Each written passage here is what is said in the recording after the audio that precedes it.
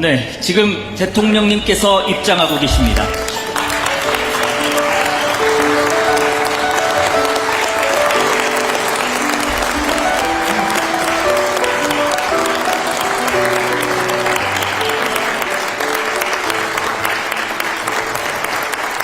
지금부터 전국 시장, 군수, 구청장 국정설명회를 시작하겠습니다. 먼저 국민의례가 있겠습니다. 모두 자리에서 일어나 태극기를 향해 주시기 바랍니다. 국기에 대한 경례.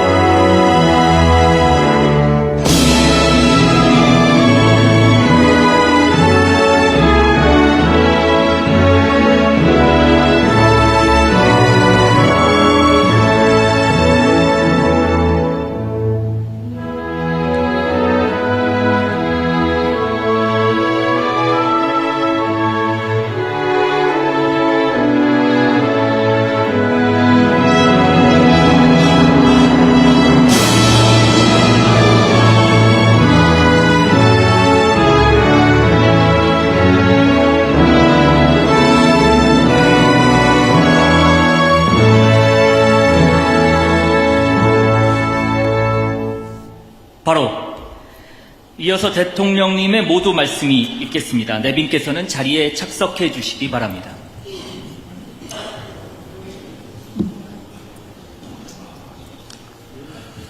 네, 여러분 이렇게 만나 뵙게 돼서 참으로 반갑습니다. 현장에서 얼마나 고생이 많으십니까? 제가 좀 일찍 여러분들 뵙고 싶었는데 이런저런 일들이 너무 많다 보니까 조금 늦어져서 아쉽기는 합니다.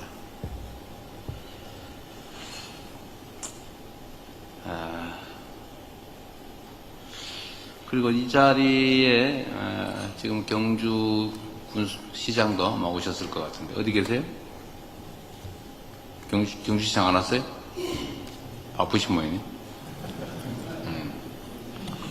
고생하셨습니다. 에이펙의 여러분들 다 애써주셨는데 이번 에이펙은 대한민국의 국격을 높이는데 크게 도움이 됐고 여기에는 중앙정부의 노력도 있지만 우리 지방정부도 크게 기여했다는 점 감사하게 생각합니다. 제가 이게 준비된 게 좀 있는데 이거 그만두고 그냥 여러분들 하실 말씀이 좀 있을 테니까 저도 몇 가지 말씀만 드리고 마치도록 하겠습니다.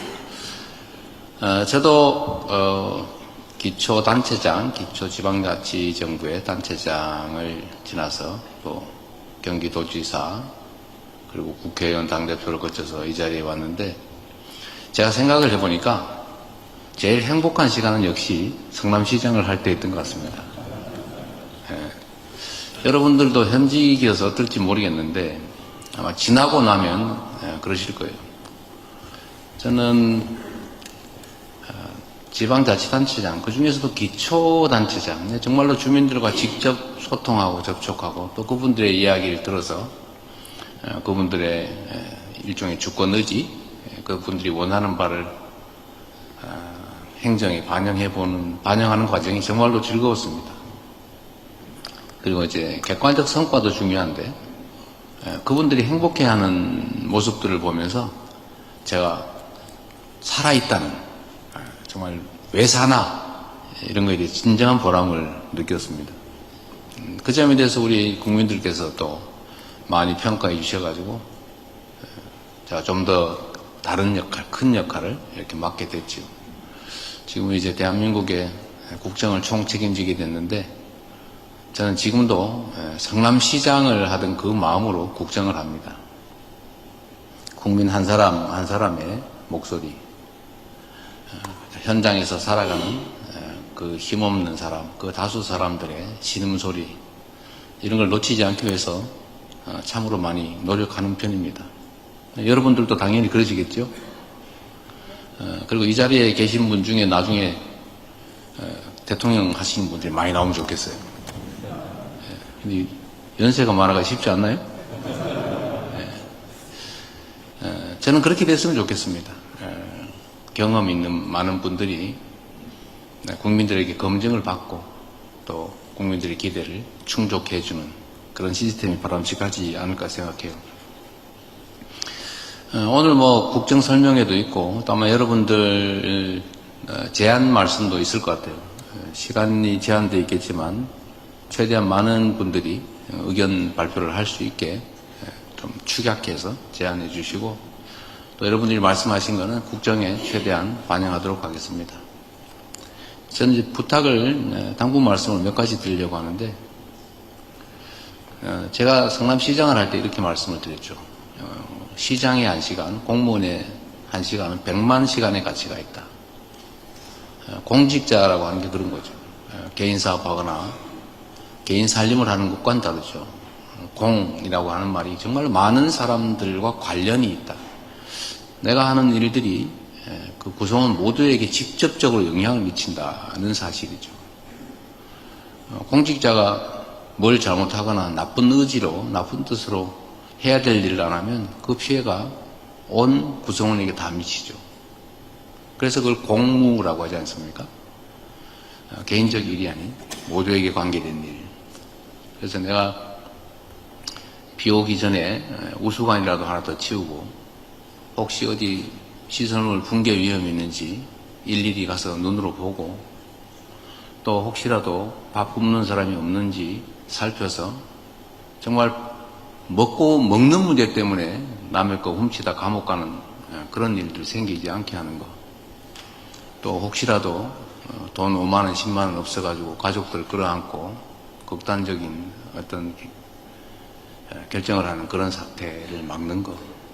또 그 구성원들 누구 한 사람이라도 이건 아닌데 나 억울한데 라는 생각 들지 않게 하는 거. 이거 얼마나 중요한 일이겠습니까? 저는 공직자가 저는 신의 역할을 하는 사람이라고 생각해요. 우리나라에서 연간 15,000명가량이 유명을 달리지 않습니까? 스스로가 사실은 뭐 선택이라고 표현하는 걸 요새는 하지 말자고 하더라고요. 선택이 아니다. 강요당한 것이다. 누가 스스로 진짜 진정한 인간의 의지로 죽음을 선택하겠냐? 그건 다 사회적 강요다. 이런 의견도 있는데 그런 사람들이 어쨌든 그렇게 많지 않습니까? 그런 사람들 또 그런 상황에 처할 수 있는 사람들을 예방하는 것도 우리의 일이죠. 조금만 더 살피면, 조금만 더 공정하게 하면, 조금만 더 효율적으로 자원을 배분하면 그런 사람들을 어쨌든 10%만 줄인다고 하면 수십 명, 수백 명의 생명을 살리는 거 아닙니까? 새로운 생명을 주는 거죠. 그게 공직자다. 저는 그렇게 생각합니다. 그리고 그 중에서도 우리는 기초, 광역, 중앙정부로 갈수록 우리 구성원들과 거리가 한 단계씩 멀어지잖아요.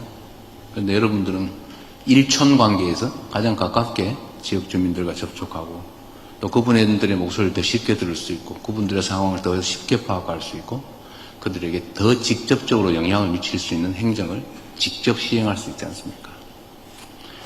그러니까 정말 신과 같은 역할을 하는 것이죠.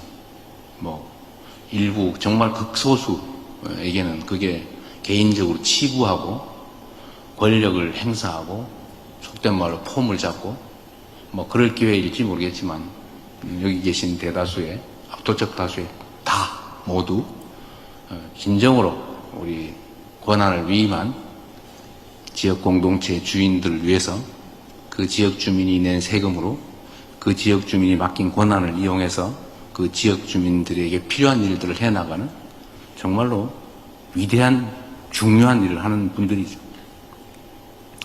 첫째로 제가 여러분한테 부탁드리고 싶은 거는 당연히 잘하고 계시겠지만 여러분이 가진 모든 권한, 여러분이 쓰는 모든 예산은 다 주민들로부터 온 것이죠.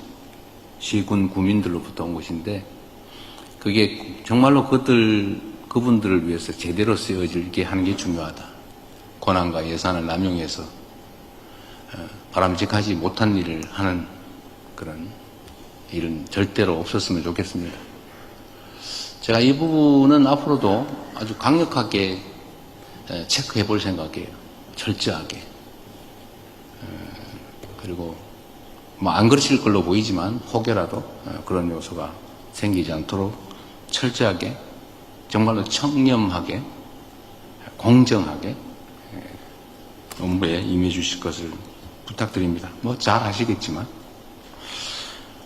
그리고 행정을 투명하게 해서 우리 지역 주민들이 내가 맡긴 일, 나를 위한 일, 내가 맡긴 권력과 내가 낸 세금으로 대체 뭘 하고 있는지 좀 많이 보여드리면 좋겠어요. 제가 요새 국무회의 이런 거 공개하니까 다들 좋아하시더라고요. 준비하는 분들은 엄청나게 피곤해요. 혹시 말 실수하면, 혹시 표정을 잘못했다가 지켜가지고 혹시 나중에 문제되지 않을까 걱정하는 분들도 계시긴 한데, 그래도 우리 국민들은 참 좋아하시는 것 같습니다.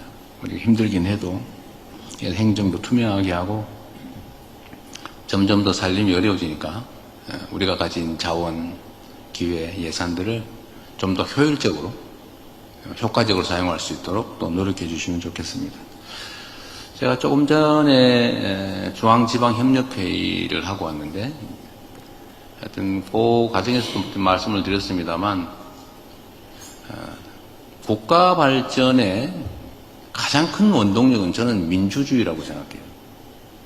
그러니까 우리가 가진 자원과 기회가 효율적으로 공정하게 제대로 배분되고, 누구나 공정하게 기회를 가지고 노력한 만큼의 몫이 제대로 보장되는 사회. 뭐 이렇게 거창하게 말하지만 사실 그게 민주사회 아닙니까? 민주적인. 그래서 이 민주주의란 국가사회 발전의 가장 큰 원동력이라고 생각이 돼요. 근데 이 국가사회 발전의 원동력인 민주주의의 가장 핵심적인 뿌리는 여러분 너무 잘 아시지만 토크빌이라고 하는 학자가 말했던 것처럼 지방자치가 이 민주주의의 초등학교, 토대지요, 토대. 그래서 기초지방정부는 정말로 중요하다. 그 속에서 우리 국민들은, 주민들은 민주주의를 체험하는 거죠. 그래서 여러분들은 정말로 중요한 역할을 하고 계십니다. 저는 대한민국이 앞으로 정말 새로운 단계로 도약 발전됐으면 좋겠습니다. 또 그렇게 할 수 있고 또 반드시 해야 됩니다. 그 중심에 바로 여러분들이 계시다고 생각합니다. 여러분들을 응원하고 감사하게 생각합니다. 환영합니다.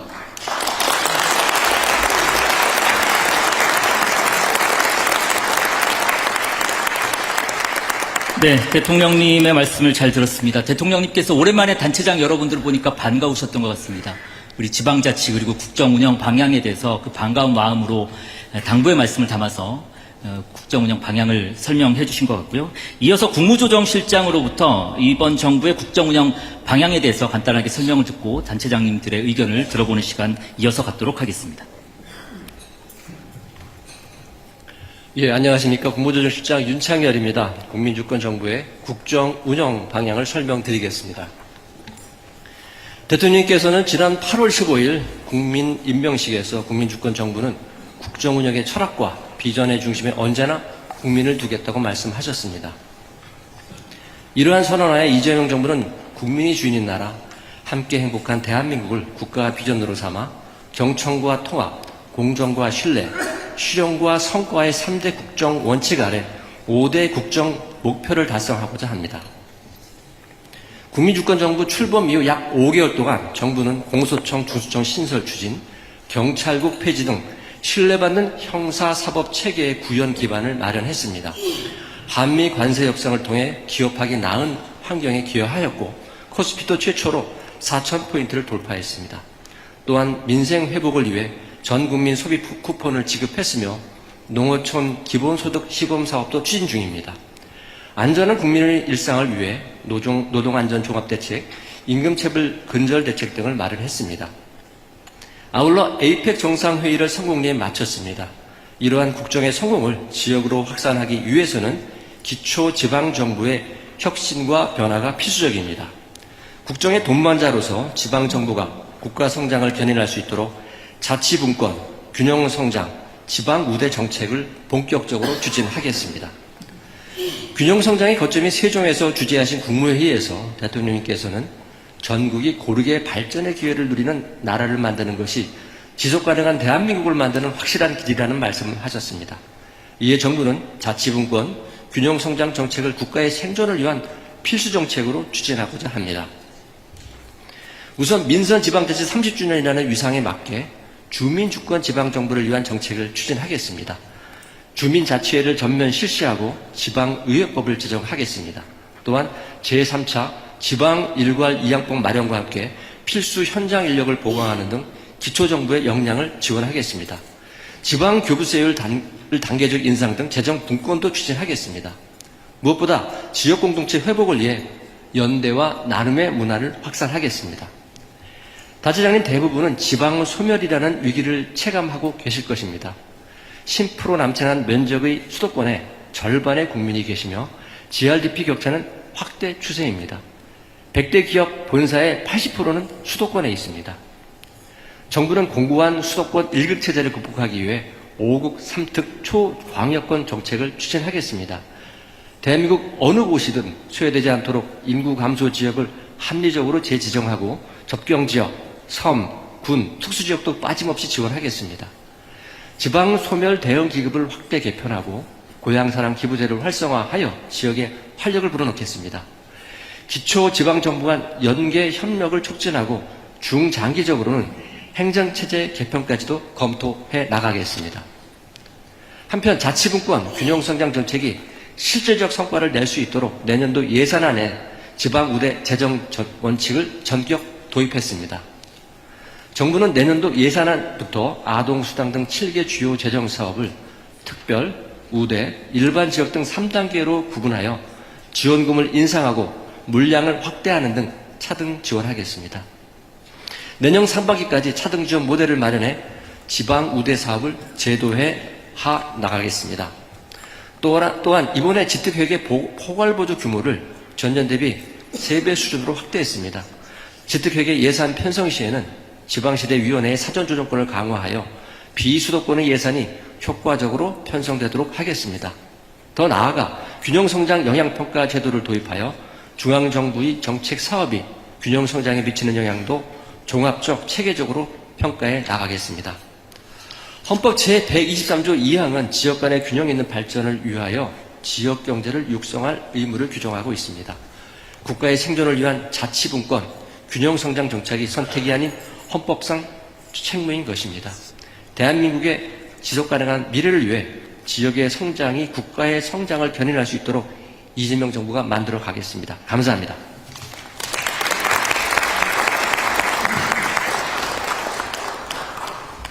네, 계속해서 이어나가 보도록 하겠습니다. 시장, 군수, 구청장님들의 정책 건의를 듣고 또 정부 부처 답변 듣는 시간을 갖도록 할 텐데요. 저희가 시작하기 앞서서 먼저 시장, 군수, 구청장 협의회의 중지를 모아봤습니다. 그래서 시장 대표, 군수 대표, 구청장 대표 한 분씩을 선정을 해서 말씀을 먼저 들어보는 시간을 갖도록 할 텐데요. 김창규 제천시장님이 먼저 건의를 해주시기로 하셨는데 어디 계십니까? 자리에서 일어나서 말씀해 주시면 되겠습니다. 네. 대통령님, 안녕하십니까. 제천시장 김창규입니다.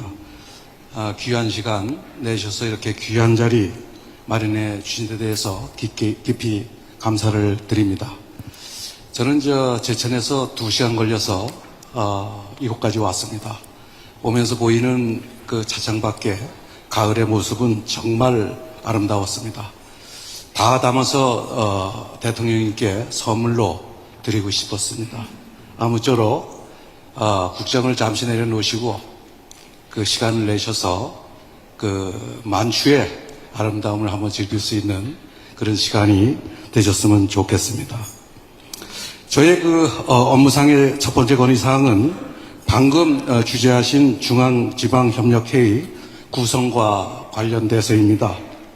현재 저희는 시장군수협의회장 1명이 참석을 하고 있습니다.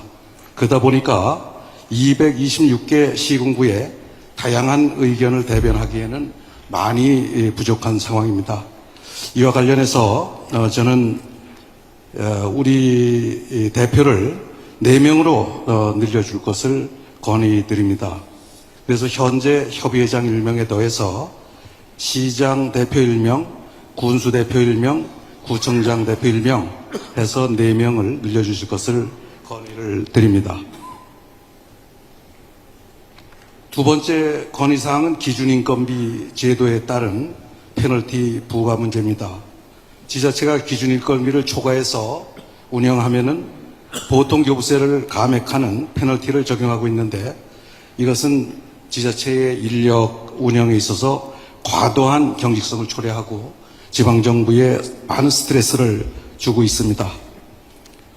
그리고 지금 지방자치단체의 업무는 다양해지고 있고 또 고도의 높은 수준의 그 행정 서비스를 요구하고 있습니다.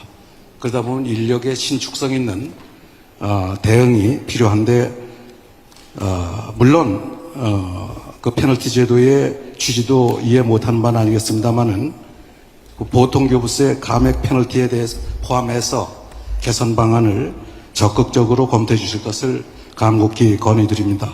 감사합니다.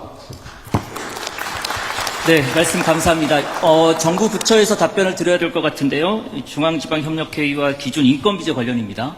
아무래도 행안부 장관님께서 해주셔야 될 것 같은데 어디 계실까요? 자, 이거를 무슨 저희 국정감사하듯이 하면 안 되고 이렇게 제안을 받고 또 하실 말씀을 하시고요. 추후에 검토를 해서 논의를 해야지 이 자리에서 즉답을 하면 어떡합니까? 일단 얘기들 다 들어보고 네, 하신 알겠습니다. 말씀 나중에 한꺼번에 하도록 하겠습니다. 그러면 계속해서 건의를 한번 받아보도록 하겠습니다. 저희가 1시까지 지금이 42분이 됐는데요. 1시까지 이 시간을 좀 갖도록 해서 가급적이면 압축해서 요점만 말씀해 주시면 감사하겠습니다. 다음은 그 임택 광주 동구청장님께서 말씀을 해 주시겠습니다. 예, 광주광역시 동구청장 임택입니다. 먼저 에이펙 총회 성공적 개최 과정과 결과를 통해서 우리 대한민국 국민임을 자긍심을 느끼게 해주신 대통령님께 깊게 경의를 표합니다. 저는 오늘 우리 자치구의 재정 현실과 제도 개선에 대해서 건의드리고자 합니다. 아까 국무조정실장께서도 보고가 있었습니다마는 지방교부세율의 상향에 대해서 논의가 되고 있는 걸로 알고 있습니다. 그런데 지방교부세율이 상향이 되더라도 자치구에는 아무런 도움이 되지 않는 구조입니다. 1988년 지방교부세법 전면 개정 시에 자치구는 특별시, 직할시에 합산하여 배부하도록 했었습니다. 그때는 관선시대였습니다. 1995년 이후에 지방자치 30년을 맞이했음에도 지금 현재 그런 과거의 제도적 구조로 그대로 가고 있습니다. 시군의 경우는 1차적으로 보통교부세, 2차적으로 광역의 조정교부금으로 이중 보완 체계를 갖추고 있는데 대도시의 자치구는 광역시의 재원조정 교부금 정도만 받고 있습니다. 그러한 결과 단순한 예일 수도 있겠습니다만은 광주의 한 인근 6만의 구는 약 3,300억 정도의 의존 지원을 받고 있고 인구 40만이 넘는 자치구는 1,300억 정도를 받고 있는 현상을 나타내기도 합니다. 자치구의 대부분의 재원은 재산세에 의존하고 있는데 굉장히 취약한 수준입니다. 최근에는 이제 부자 감세로 인해서 부동산 교부세가 최근 약 45% 정도가 시군구 전부 다 감소했습니다. 평균적으로 보면 140억 정도입니다. 특히 이제 그건 자치구에는 막대한 타격을 주고 있습니다. 사회복지 비율이 자치구가 62%고 시가 40%, 군이 25% 정도 됩니다. 그리고 재정 자주도는 자치구가 37% 정도 되고 시가 55% 그리고 군이 57% 정도 됩니다. 반면에 주민들의 행정 수요는 날로 늘어나고 있습니다. 오래된 도시에 대한 정비, 문화, 교육, 복지 등 주민들의 욕구는 다양해지고 있기 때문에 자치구의 세입 구조는 약해지고 지출은 늘어나고 있는 상황입니다. 따라서 대통령님께서 지방 교부세율의 상향과 함께 자치구가 직접 교부받을 수 있도록 제도를 개선해 주실 것을 건의드립니다. 감사합니다. 네, 말씀 감사합니다. 자치구 입장에서 얘기를 해주신 것 같고요. 다음은 군수 대표로 한 말씀 해주실 분이 최승준 정선 군수님이십니다. 네, 안녕하세요. 네. 전국 농어촌지역 군수협의회 회장을 맡고 있는 정선 군수 최승준입니다. 먼저 에이펙 성공 개최를 축하드리겠습니다. 그리고 한미 관세 협상의 성공적인 타결도 축하를 드리겠습니다. 또 엔비디아의 GPU 확보와 코스피 지수 4,000 돌파를 함께 축하를 드리겠습니다. 당초 예산 제출과 관련한 시정연설에서 대통령께서 일극 중앙체제를 극복을 하고 지방분권의 국가 균형 발전에 대해서 발전 방향을 제시해 주신 부분에 대해서 진심으로 감사드리면서 지방분권 관련해서 몇 가지 건의드리도록 하겠습니다. 먼저 고향사랑 기부제 관련입니다. 이것은 이제 기부하는 금액에 세액공제 한도액을 10만 원으로 이렇게 너무 낮게 책정을 해놔서 대부분이 이제 10만 원 기부하는 것이 대종을 이루다 보니까 무려 1,000명이 기부를 해야 1억 원의 자금이 모여집니다. 그러면 그 중에서 또 30%에 한해서 답례품을 증정을 해야 되고 또 그것을 홍보하고 또 관리하는 행정비용을 제척하면은 불과 수천만 원의 손에 아마 쥐어질 것입니다. 이러한 재원으로 지방 소멸을 막기에는 턱없이 부족하기 때문에 앞으로 그 세액 공제액을 최소 50만 원 이상 상향 조정해 주실 것을 건의를 드리겠습니다. 두 번째로 지역 소멸 대응 기금 관련한 내용이 되겠습니다. 이것은 이제 정부에서 1조 원의 기금을 가지고 전국의 122개 지방정부가 함께 나누어서 배분해서 사업을 진행하면서 소액 사업으로 인해 가지고 어떤 인구 정책의 어떤 그 성과를 제고하기에는 좀 많이 부족한 부분이 있습니다. 그래서 이런 부분을 좀 5조 원으로 과감하게 좀 확대를 해서 조기에 우리 그런 지방 소멸에 대한 인구 정책의 성과를 낼 수 있도록 그렇게 도와주시기 바라겠고, 특히 그 사용 용도 제한에 있어서도 좀 완화를 해가지고 기본소득에도 좀 사용할 수 있도록 이렇게 대폭 좀 완화를 해주십사 정책 건의도 함께 드리도록 하겠습니다. 끝으로 농어촌 지역의 재생에너지 사업과 관련해서 말씀을 드리겠습니다. 수도권 일부 지역을 제외하고는 거의 대부분 지역이 전력 개통망의 이 포화 상태로 인해서 지금은 사실상 하고 싶어도 진입을 할 수가 없는 그런 어려움이 있습니다. 그래서 강원도 정선군 같은 경우에 송전 철탑이 무려 474개나 있어가지고 전국에서 철탑이 제일 많은데도 불구하고 이런 이제 전력 개통망의 포화 상태로 인해서 사업을 시행할 수 없는 안타까움이 있습니다. 그래서 변전소의 설비 역량을 좀 증설해 주시고 또 산지에서부터 그 변전소까지 배전선로를 좀 확충할 수 있도록 관심 가져주시기를 당부드리겠습니다. 고맙습니다. 네, 말씀 감사합니다. 네. 우리 향후 장관님이 그 사전에 미리 준비된 제안 같으니까 개략적으로 입장 말씀을 해주시고요. 다른 분들은 식사 시간을 조금 뒤로 미루더라도 자유롭게 가능하면 좀 많은 분들이 의견을 내도록 그렇게 하겠습니다. 네, 행안부 장관 윤호중입니다. 예, 말씀 잘 들었습니다. 제안해 주신 사항들은 저희가 적극적으로 잘 검토해 나갈 텐데요. 중앙지방협의회에 참여자 수를 늘려달라라고 말씀하신 대목에 대해서는 저희가 정족수 문제라든가 이런 회의 참석 숫자가 30명 넘어서게 되는 그런 문제가 있어서 배석 제도를 좀 활용해서 검토를 하겠다 그런 말씀을 드리고요. 그 다음에 기준인건비 문제는 그동안 이 조직에 대한 자율권을 계속 확대해 와서 많은 부분에서 좀 풀려 있고 또 실국 설치도 자율적으로 하실 수 있게 했습니다만 내년부터 벌써 이제 통합돌봄제도가 전면 실시되는 등 이런 새로운 이 인력 수요가 많이 늘어날 것으로 보여집니다. 그래서 좀 더 융통성 있게 이 당면 현안 수요를 잘 반영해서 지방 정부에서 어려움이 없으시도록 지원할 예정이라는 말씀 드립니다. 또 그리고 이제 고향사랑 기부금제 세액공제 10만 원에서 50만 원까지 늘리는 문제라든가 또 지방 소멸기금 지원기금을 1조에서 5조로 늘리는 문제 이런 부분들은 이제 재정당국과 협의를 해야 되는 문제인데요. 열심히 노력해 보겠습니다. 그런데 우선 현재 말씀드릴 수 있는 거는 고향사랑 기부금제의 세액공제를 20만 원까지 확대하는 것을 추진을 하고 있고 또 여러 기부금 내는 절차라든가 이런 부분을 좀 단순화해가지고 더 기부금이 많이 거쳐질 수 있도록 그 제도 개선을 할 예정이라는 말씀을 드리겠습니다. 또 지방 소멸 기금과 관련해서는 지방 기금법을 개정해서 지금은 이제 시설비 위주로 투자가 되고 있는 것에서 다른 이 용도로 다양한 용도로 활용하실 수 있도록 길을 열어드리겠다는 말씀 드리겠습니다. 이상입니다. 네,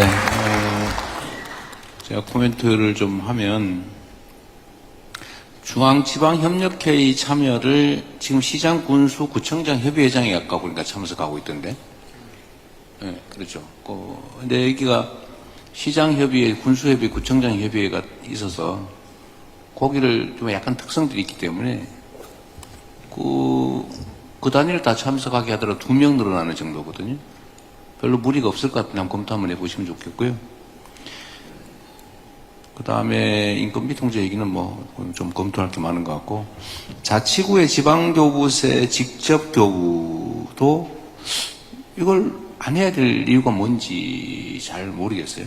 그건 한번 좀 구체적으로 검토를 한번 해보시고, 타당성이, 저는 제 일감으로는, 막 구청이 어쨌든 광역시의 하부기관 개념이기 때문에 기본적으로. 근데 시구는 기본적인 행정단위고, 그 중에 시 중에서 특별하게 광역화, 특별화된 게 사실 광역시여서, 그 구청은 사실 하부단위 개념이라, 이론적으로는 그런 문제가 있긴 한 것 같아요.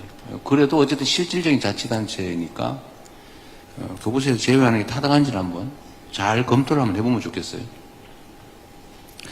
그 다음에, 다른 건 다 말씀하시고, 농어촌 재생에너지 개통 접속을 좀 추가 허용을 하든지 뭐 방안을 강구해달라는 말씀 매우 중요한 지적이신데요. 제가 안 그래도 어제 국무회의에서 그 얘기를 좀 했습니다. 지금 우리는 재생에너지 중심 사회로 신속하게 전환을 해야 되고, 그 전환 과정에서 저는 우리 국민들이 그 혜택을 봐야 되는데, 제일 중요한 게 우리가 얘기한 것처럼 햇빛 연금, 바람 연금 이런 형태로 재생에너지 발전을 마을 단위로 좀 하게 해서 구양리 사례처럼 거기서 생긴 소득을 해당 지역 주민들이 누리게 하는 게 중요하겠다. 그렇게 생각합니다. 구양리 같은 경우는 조그마한 마을인데 뭐 월 평균 1,000만 원 이상씩 소득으로 마을 버스도 운영하고 또 뭐 식사도 무료 제공하고 뭐 이런 걸 하고 있더라고요. 고용도 좀 하고 하는데, 이게 전국적으로 특히 군 단위 이쪽은 잠재력이 거의 무궁무진해서 그거는 정부 단위에서 지원 조직을 따로 만들기로 했습니다. 아예 전국에 예외 없이 마을 단위로 재생에너지 태양광 사업을 할 수 있게 하고, 그러려면 개통 접속을 좀 우선적으로 할 수 있게 해줘야 되는데, 그 문제도 법령에 규정이 뭐 있다고 하던데 차별하지 말아야 된다라고 돼 있다고 해서, 그러나 공동체의 공익적 영역에 우선 배정하는 거는 그건 차별이 아니라 권장해야 될 실질적 공정에 해당되기 때문에 그건 그 교정에 위반되지 않는 것 같아서 시행을 하도록 그렇게 지금 지시를 해놓은 상태입니다. 어제 뭐 국무회의 보신 분들은 아시겠지만, 온 김에 여기 이제 특히 군 단위 군수님들은 이 문제를 정부가 아주 관심 갖고 하고 있으니까 해당 지역 주민들이 태양광을 중심으로 뭐 다른 것도 있을 수 있는데 재생에너지 사업을 공동으로 시행을 하면 정부가 전적으로 시설비 지원이나 재정 지원도 해드리는 걸로 방향을 잡고 있으니까 많이 좀 발굴해 주시기 바랍니다. 네, 다른 분들 말씀도 좀 하시고 이제 의견을 자유롭게 좀 나누는 걸로 그렇게 하십시오. 네, 손을 들어주시면 저희가 마이크를 드리도록 하겠습니다. 공지 하나 잠깐 말씀드리면, 지금 36개 기초지방정부에서 77개의 건의사항이 이미 제출되어 있습니다. 참고해 주시면 될 것 같고, 제출했지만 그래도 오늘 이 자리에서 얘기를 하겠다, 혹은 제출하지 않았는데 이 자리에서 얘기를 하고 싶다 하시는 분 손 들어주시면 좋은데, 제일 먼저 손 드신 단체장님 저쪽에 계십니다. 네. 예, 안녕하십니까. 화성 특례시장 정명근입니다. 지방정부가 움직이면 대한민국이 바뀐다. 지방정부라는 용어를 써주신 거에 대해서 진심으로 감사드리겠습니다. 저는 전국에 있는 5개의 특례시장 협의회 회장 자격으로서 몇 가지를 건의드리고자 합니다. 우리 특례시라는 제도가 2022년도 1월에 이렇게 제정이 돼서 시행을 하고 있는데 실질적으로 이 권한이라든가 제도가 아직 정리가 되지 않은 것 같아서 건의를 좀 드리도록 하겠습니다. 일단 특례시의 법적 지위가 아직 확보되지 않았습니다. 지방자치단체의 종류에는 시, 군, 구로 구성한다라고 되어 있습니다. 그래서 여기에 특례시를 좀 삽입해야 되지 않나 이렇게 생각되고요. 또 하나는 실질적인 사무 이양이 되어야 되겠다고 생각합니다. 현재 우리 화성시만 보더라도 국가사무하고 경기도 사무에 약 4만여 건을 저희가 이임받아서 추진하고 있는데 특례시로 이임된 사무는 전체 17건에 불과합니다. 그래서 실질적으로 특례시로서의 기능과 역할을 하기 위해서는 사무가 더 이양되어야겠다 생각하고, 세 번째는 재정 특례 분야입니다. 한 예로 우리 화성시에서 1년에 경기도에 도세를 걷어들이는 돈이 1조 1천억 가량 됩니다. 근데 징수 교부금이 330억 원에 불과합니다. 50대 50은 아니더라도 이 징수 교부금을 약 10% 정도를 올려주는 것이 합당하지 않을까 이렇게 생각하고요. 마지막으로는 우리 특례시 5개 특례시와 지방 소멸도시가 상내 협력 방안을 MOU를 체결하였습니다. 근데 실질적으로 우리 특례시에서 각 지방에 캠핑장이나 시민들이 이용할 수 있는 캠핑장이나 연수원을 이렇게 건립하려고 해도 우리 특례시의 의회나 주민들로부터 동의가 받기가 상당히 어렵습니다. 그래서 지방자치법 시행령을 개정을 해서 이런 것을 수월하게 추진할 수 있도록 해야 되지 않나 이렇게 생각하고, 이러한 전체적인 거를 이렇게 해결하기 위해서는 특례시 지원 특별법이 현재 많이 계류되어 있습니다. 행안부 장관님과 대통령님께서 특례시 지원 특별법 제정에 많은 관심을 부탁드리도록 하겠습니다. 감사합니다. 네, 의견들을 계속해서 받고 난 다음에 한 번에 하겠습니다. 혹시 질문 있으신 분들 어느 정도 되시는지, 몇 분 정도 계시는지 한번 파악하기 위해서 손을 들어봐 주시겠습니까? 한 분. 지금 듣고 계신 요 정도면 한 6, 7분 정도 되시거든요. 발언 시간을 좀 최대한 짧게 해주시면 감사하겠습니다. 마이크 이쪽부터 넘기면서 손 드셨던 분들, 진행위원들 파악해가지고 마이크 바로 연결해 드려주십시오. 예, 충남 아산시에서 온 아산시장 오세현입니다. 대통령님께서 성남 시절에 했던 업무가 가장 피부적으로 그 주민들한테 효과를 주고 했던 부분에 대해서 말씀 주셔서 똑같은 그런 입장이 돼서 두 가지만 말씀드리겠습니다. 지역에서 가장 이재명 정부의 가장 효과를 피부적으로 느끼게 하는 그 사업이 지역화폐 사업입니다. 지역화폐를 통해서 지역의 민생경제 회복이라든가 지역경제 활성화 부분에 대해서 주민들이 굉장히 피부로 느끼고 감사하게 여기는 사업의 대표적인 경우입니다.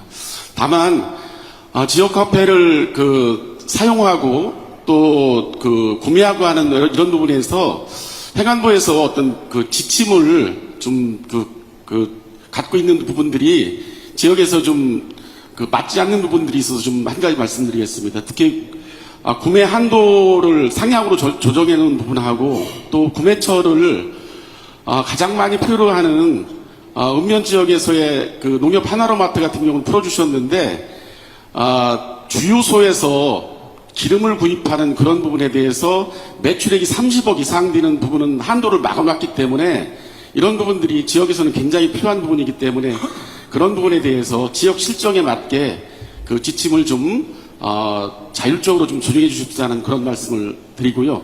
두 번째는 이번 7월 달에 전국적으로 굉장히 큰 호우 피해가 있었습니다. 특히 저희 아산 같은 경우도 특별 재난구역으로 선정될 정도까지 굉장히 피해가 컸는데요. 문제 중에 하나가 저희 아산 같은 경우는 아산만으로 넘어가는 국가하천 국교천에 담수 능력이 굉장히 떨어져서 특히 하천 하류부에 토사가 반 정도 퇴적돼 있고 또 삽교라든가 아산호에 토사들이 굉장히 쌓여 있어서 담수 능력이 기본적으로 굉장히 부족합니다. 그리고 이번 뭐 후보에서 나타났듯이 재난 어떤 기상이변 때문에 통상적인 어떤 극한호우가 200년 빈도의 홍수빈도를 넘을 정도로 일시에 쏟아지는 비를 담기에는 국가하천의 담수 능력이 너무 크기 때문에 이런 부분들을 특히 이런 사정이 있을 때는 준설 부분을 좀 적극적으로 검토해 주시고 특히나 특별재난구역으로 선정된 어떤 그런 지역에 국가하천의 하류부 같은 경우는 조사를 통해서 준설을 적극적으로 좀 해주십사는 그런 말씀 좀 드리겠습니다. 네, 감사합니다. 아까 손 드셨던 분들 차례대로 가겠습니다. 네, 마이크. 예, 넘겨주시고. 대구광역시 군의군수 김진열입니다. 대통령님 이런 귀한 자리 만들어 주셔서 자리에서 일어나 고맙고요. 주시면 어디 계신지 잘 여기 보일 텐데요. 있습니다. 네. 예. 지난 10월 25일 날 대구 타운홀 미팅에서 우리 대구 경북 신공항 이전에 대해서 많은 관심 가지고 계신 부분 너무 고맙게 생각합니다. 대구 경북의 그 활력을 새롭게 만들기 위한 대구 경북 시도민의 염원이 그 신공항 이전으로 귀결되어 있습니다. 이전지 확정된 지가 벌써 5년이 넘었습니다. 모든 절차가 잘 진행되어 있고 이제 마지막 단계 보상과 착공 단계 남았습니다. 결국 자금이 문제입니다. 기부대 양육 방식이 어렵다는 것은 인정해 주셨고 그 자금 부분 우선 공작기금 쪽에서 보상할 수 있고 설계할 수 있는 정도라도 내년 예산에 꼭 반영이 되었으면 합니다. 부탁드리겠습니다. 네. 감사합니다. 감사합니다. 빠르게 진행을 해보겠습니다. 이 지역 개별 현안보다는 공통 주제에 대해서 말씀을 해주시면 감사하겠습니다. 예. 대통령 전 전라남도 구례군수 김순호입니다. 공통 주제가 됐으면 좋을 건데 저희 지역의 현안이 있어서 이 자리를 빌려서 꼭 건의를 드리고 싶어서 마이크를 들었습니다. 최근에 우리 국민들께 드리는 기본소득을 저희들도 굉장히 주고 싶습니다. 근데 저희 구례 같은 경우에는 전체 면적 중에 산이 78%를 차지합니다. 그래서 기본소득을 줄 수 있는 재원 마련이 쉽지가 않습니다. 예를 들어서 해안가나 신안이나 완도지도 이런 데는 햇빛연금이랄지 태양광을 설치해서 소득을 마련할 수 있는데 저희들은 여건이 그렇지를 못합니다. 그래서 저는 이 산을 이용해서 소득을 만들고 싶습니다. 그게 뭐냐면은 그동안에 많은 건의사항을 했습니다마는 계속 보류가 되는데 지리산에 올라가고 있는 이 케이블카를 제가 놓고 싶습니다. 그게 뭐냐면은 지금 현재 노고단까지 올라가는 이 케이블카 올라가는 이 도로에 연간 차량이 50만 대이 더 올라가면서 200만 명이 올라갑니다. 그러면서 많은 사람이 죽습니다. 또 동물이 죽고 쓰레기가 버려지고 매연이 정말 심각합니다. 이거 환경적으로는 많은 오히려 폐당이 되고 있습니다. 그래서 이 도로를 차단 대신 케이블카를 놓음으로써 소득이 창출된다고 봅니다. 그러면 그 소득을 가지고 국민에 대한 기본소득을 주고 싶습니다. 승인이 국립공원지이기 때문에 승인이 안 나서 지금 못하고 있는 그런 실정입니다. 그래서 제가 대통령께 이 자리를 빌려서 한번 건의를 드리고 싶습니다. 우리 국민들의 50년 수건입니다. 제가 편지도 써갖고 왔습니다. 제가 편지도 전달하고 싶습니다. 예, 부탁을 드립니다. 네, 감사합니다. 손 다시 한 번만 들어주시겠습니까? 너무 많으시면 다는 못할 것 같고요. 마이크 어디로 전달이 됐죠? 그 다음? 손 한번 다시 한번 들어주시겠습니까? 네. 네. 대통령님, 안녕하십니까? 예, 울릉군수 남한권입니다. 울릉구민을 대표해서 성남시하고 울릉구울이 2011년도에 자매 결연을 맺었습니다. 울릉구민은 자매도시 시장님께서 대통령님이 되셨는데 얼마나 자랑스러워 하는지 모르겠습니다. 거듭 구민들 대표해서 축하드립니다. 울릉도가 요즘 좀 많이 어렵습니다. 뭐냐 하면 의료 정책 파동으로 인해서 공중보건의와 그 다음에 군의관 충족 자체가 어렵습니다. 울릉 군 의료원은 공중보건의 21명이 정원으로 있습니다. 작년까지는 전입이 15명, 16명이 되어 와서 의사들이 무리 없이 병원 운영을 할 수가 있었는데 올해는 8명이 전입을 왔습니다. 그 외 21명을 충족하려면은 봉직이 의사 선생님을 청빙을 해서 병원을 운영해야 됩니다. 울릉도에 돈이 없습니다. 2,500억 전체 예산인데 의사 선생님 봉직이라도 채용해서 국민 진료가 되었으면 좋겠습니다. 구례나 아니면 청송이나 봉화 같은 데는 포항, 안동으로 차를 타고 가면 되는데 울릉도는 그게 어렵습니다. 그 보건복지부에서 좀 헤아려 주셔서 예산을 좀 충족시켜 주셨으면 좋겠고, 두 번째로 하나 말씀드리고 싶은 것이 울릉도 독도는 민족의 섬 자긍심을 가지고 있습니다. 요즘 여객선 문제로 굉장히 어려움을 겪고 있습니다. 노선은 5개에서 출발하는 노선이 있지만은 지금은 현재 1개의 노선 2만 톤급 한 대가 운항을 하고 있는데 12월 달에 선박 정기 점검이 예정되어 있어서 보름 동안 아예 배가 끊어지게 되어 있습니다. 이런 문제가 국민의 초미의 관심사로 되어 있고, 또 겨울 되면은 울릉도 항로는 국가 보조 항로가 아니기 때문에 해양수산부나 국회에서 해운법을 좀 바꿔서라도 국가 보조 항로로 지정을 해 주셔서 국가가 보조를 해 주셨으면 좋겠습니다. 그 다음에 선물을 주시려면 정부에서 아예 여객선을 좀 지어 주셨으면 참 좋겠다는 그런 생각이 듭니다. 그래서 울릉도 한번 들어오려 그러면 많은 국민들이 비싼 여객선비를 물어야 됩니다. 정부에서 인천 같은 경우에는 70%를 지원을 해주고, 서해안 같은 경우에는 국가 보조 항로이기 때문에 대중교통화를 실현하고 있어서 1,000원이면 갑니다. 울릉도는 그렇지 못합니다. 이 문제를, 대중교통화, 공공성 문제를 정부에서 좀 짚어주셨으면 참 좋겠습니다. 이상입니다. 사회자님. 네.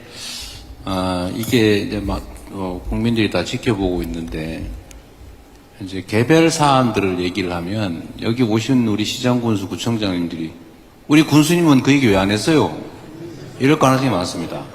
그래서 앞으로는, 그거는 다 개별적으로 제안서를 내셨을 테니까, 저희가 그럼 따로따로 검토하기로 하고, 이 공개적인 발언에서는 공통과제 중심으로 제안을 해서, 발언을 듣는 게 어떨까 싶네요. 네네. 개별 사안을 하면 다른 분들 입장이 난처해져요. 네. 그래서 아까도 공지를 드렸지만 공통사안들 중심으로 말씀을 해주시면 감사하겠고, 그리고 77건 저희가 접수를 받았다고 말씀드렸습니다. 혹시 여기에서 말씀을 안 하셔도 거기에서 접수된 건도 동일하게 저희가 조치를 하겠다라는 말씀 드리겠습니다. 말씀해 주십시오. 네, 광주 북구청장 문희입니다. 대통령님께서 지역 균형 발전에 큰 축을 5국 3특으로 해주셔서 비수도권 지역에서는 굉장히 희망을 가지고 여러 가지 전략들을 짜고 있습니다.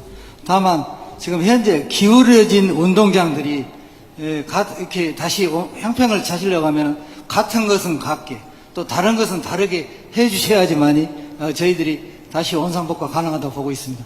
특히 재정 문제에서 그 사실 낙후된 시도인 경우에는 이제 예비 타당성에 대한 그 낙후도나 지형 균형 지수를 반드시 반영해 주시고, 또 균형 특별회계 측면에서도 지금 수도권이 너무 지금 몰려 있습니다.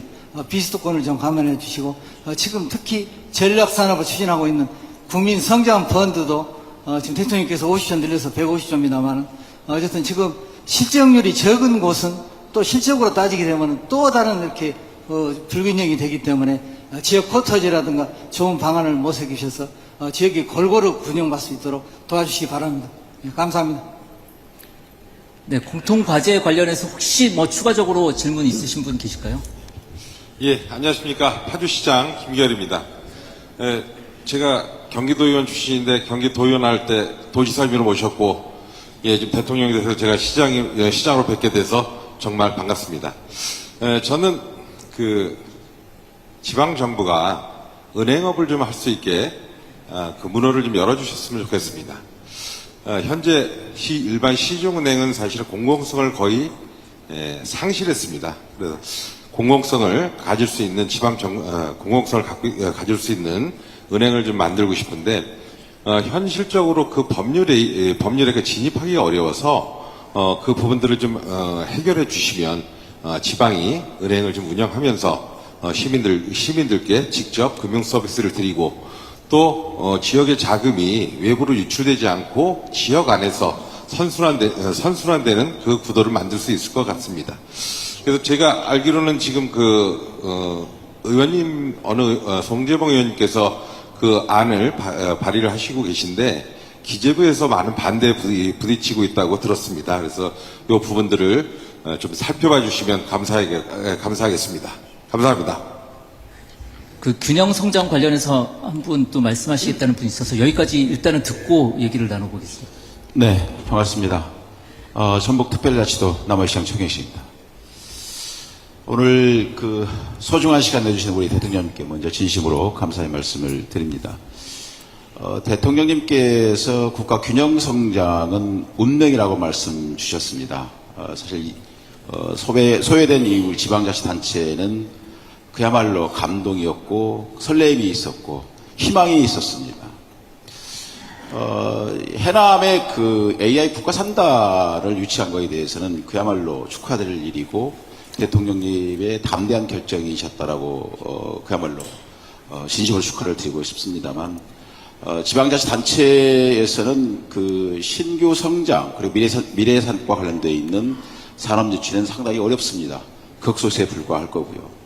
다만 이를 극복하기 위해서는 이제 그 국가기관, 공공기관을 유치하기 위해서 혼신의 힘을 다하고 있습니다만 어렵습니다. 치열한 경쟁 속에 지금 이제 노력을 하고 있습니다. 그런데 이제 신규로 설립되고 있는 그 국가기관에 대해서 수도권이 이제 어떤 논리를 갖고 있냐면 집적화, 클러스터링이라는 그 논리를 가지고 이제 수도권에 만약에 새로 생기는 국립기관에 대해서도 설치가 된다고 하면 소외된 지방에서는 그야말로 기회가 있을 수가 없다. 실제 이 지역이 국립기관이 하나 신설됨으로 인해서 주어질 수 있는 여건은 7개, 8개 시군이 영향을 받을 수가 있습니다. 그런 것들을 한번 좀 살펴봐 주시고 관련되어 있는 부처에서도 충분히 검토를 하시고 난 다음에 그 설립 입지를 결정했으면 그런 간곡한 그 건의를 드리고 싶습니다. 네, 고맙습니다. 네, 얘기를 들으면 한도 끝도 없이 지연될 것 같습니다. 지금 많은 얘기 해주셨습니다. 뭐 지역화폐, 기본소득 그리고 균형성장 차원에서 공공기관 이전까지 얘기가 나와서 부처에서 혹시 관련해서 뭐 말씀을 해주실 분이 있으면 한번 듣고 가는 것이 좋을 것 같은데요. 혹시 말씀해 주실 분이 계실까요? 없으시면 한번 마이크 전달해 드려서 한번 말씀 듣고 그 다음에 좀 정리를 해야 될 것 같습니다. 저희가 계속 할 수는 없어서 여기까지만 말씀 듣고 정리하는 것으로 하겠습니다. 예, 충남 보령시장 김동일입니다. 인사드리겠습니다. 예, 국민주권 정부, 우리 이재명 정부가 가장 기대가 큰 것은 기후 에너지 분야라고 이렇게 생각을 하고 우리 국민들이 그 큰 희망을 갖고 바람을 가지고 있습니다. 그런데 석탄화력발전소를 2020년도부터 폐쇄를 하기 시작했습니다. 전국에 있는 석탄화력발전소를. 그런데 거기에 대한 폐쇄를 하면서 대안준비가 안 됨으로 인해서 그 폐쇄된 지역이 굉장히 힘이 들고 있고 또 앞으로 계속 폐쇄될 것으로 예상이 되고 어제 녹색성장위원회에서 우리 총리님께서 협의를 하셨지만 18년 대비 51%에서 63%로 감소하는 그러한 정책을 내서 에너지 정책이 급속도로 그것을 강력하게 추진해야 되는 그러한 입장이 있는데 석탄화력 발전소를 폐지하는 지역에 대한 특별 지원법이 절대적으로 필요합니다. 그래서 전국적으로 그 공장이 폐쇄됨으로써 폐쇄되는 그 지역의 지역 경제와 여러 가지를 보완할 수 있는 그러한 대책이 경쟁이 시급한데 아직도 마련이 되지 않고 있어서 경쟁이 석탄화력 발전소를 가지고 있는 지역에서는 어려움을 겪어가고 있다는 말씀을 드리고요. 두 번째는 햇빛, 바람 여러 가지 신재생 에너지로 인해서 많은 노력을 지금 하고 있는데 신재생 에너지 분야보다도 또 중요한 것이 전기자동차의 사용과 수소 산업 발전의 중요한 역할입니다. 지금 수소 자동차들이 많이 보급이 돼서 활성이 되고 있는데 수소를 우리 대한민국에서 생산할 수 있는 플랜트 생산 기지가 절대적으로 필요합니다. 그래서 그 생산을 할 수 있는 수소산업의 이 발전 역할을 할 수 있도록 대통령님께서 더 특별히 지원을 하셔서 형평성 있게 균형 있게 신재생 에너지와 수소산업과 균형을 맞춰서 에너지 산업이 정책적으로 이루어질 수 있다는 그런 시책이 필요하지 않나 하는 그런 권유의 말씀을 드리고요. 마지막으로는 지금 한전 통합에 대해서 우리 이재명 정부가 추진을 지금 하는 것으로 이렇게 알고 있습니다. 한전 통합이 됐을 때 그 한전 발전소를 가지고 있는 5개 지역에 그 통합으로 인해서 그 당시 지금보다 더 못한 그러한 경제력이 훼손되는 그러한 대책이 마련돼야 될 것으로 절대적으로 필요해서 이러한 부분을 좀 심각히 고려해서 정책을 펼쳐주십사 하는 건의 말씀을 드립니다. 이상입니다. 네, 감사합니다. 말씀 못하셨더라도 협의회 통해서 추가로 제출을 해주시면 저희가 검토를 할 수 있도록 하겠습니다. 시간 관계상 정책 건의 시간은 이것으로 마무리하고 이후 회의는 비공개로 진행을 할까 합니다. 언론인 여러분들의 양해 부탁드리겠습니다.